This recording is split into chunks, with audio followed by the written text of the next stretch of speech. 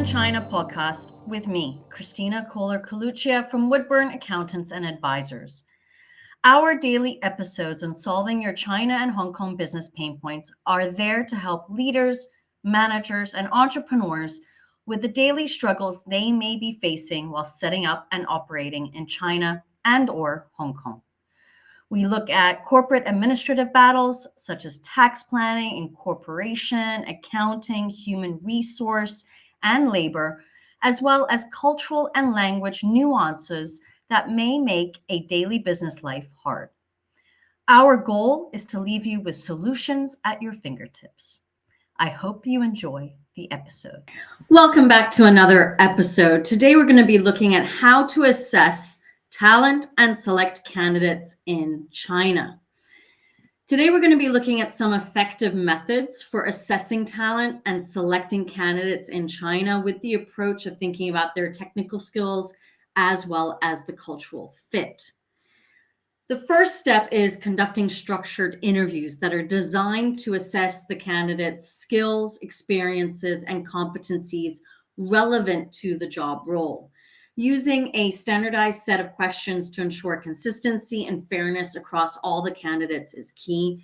And obviously, we have to consider incorporating behavioral-based questions to evaluate the candidate's past performance and problem-solving abilities.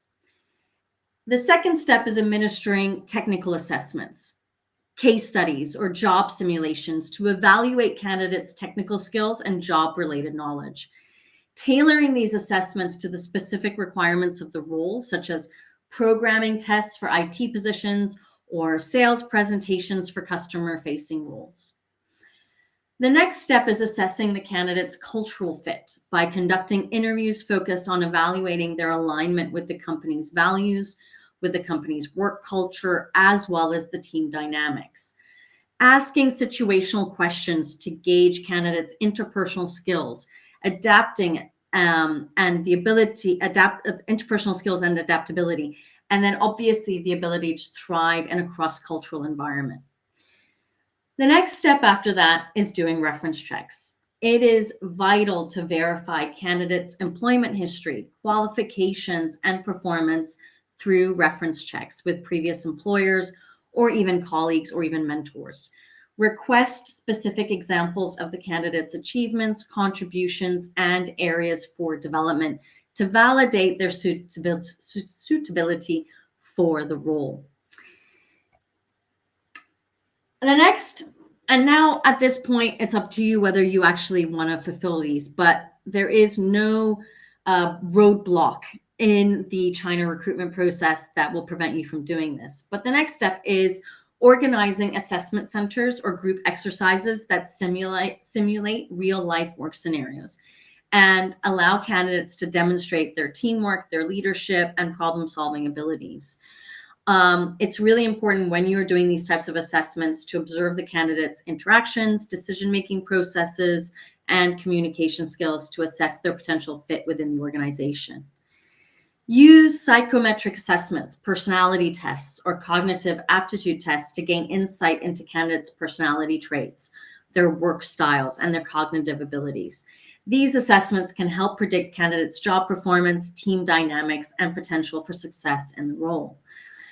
Again, that is something that you might want to do more for senior roles than for your first hires in China.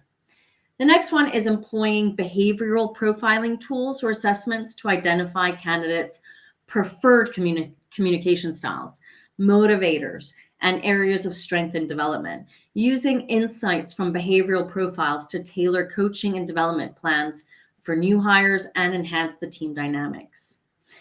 Panel interviews is rarely done, but also something that we recommend. Conducting panel interviews with multiple interviewers representing different functional areas or levels of the organization. Panel interviews provide diverse perspectives on the candidates' qualifications, their cultural fit, and their potential contributions to the team. Ensuring that the panel members are trained on interview techniques and evaluation criteria are important in order to maintain consistency and fairness throughout the interview processes. Aligning the assessment criteria with the job requirements, organizational goals, and cultural values of the company. You have to clearly communicate assessment criteria to hiring managers and interviewers to ensure that the evaluations are based on objective and relevant factors. And last but not least, it is a continuous improvement when you are reviewing talent and candidates. You have to provide feedback or solicit feedback from hiring managers, interviewers, candidates to identify areas for improvement within the selection process. Evaluate the effectiveness of your assessment methods, your interview techniques, and the selection criteria to optimize your recruitment outcomes and enhance the candidate experience as well. Remember, you're also trying to sell your company to these candidates and ask them to come and join your team. It's a two-way street where you're trying to evaluate the individual, but the individual is also evaluating you. By implementing these assessment strategies and techniques, companies in China can make informed hiring decisions, identify top talent, and build high-performing teams that drive business success in China's extremely competitive labor market. When we are going through this whole stage of assessing talent and selecting candidates for China, try and go slow and steady.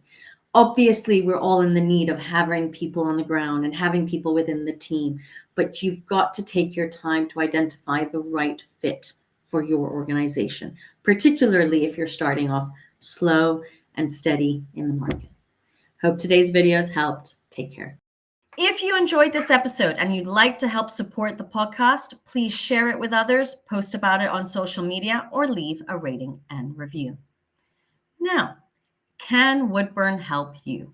I am offering a free 30-minute call where we discuss the obstacles you are encountering on your China and/or Hong Kong business journey and how we can help accelerate your success. The link to my diary is in the show notes. I look forward to speaking with you soon.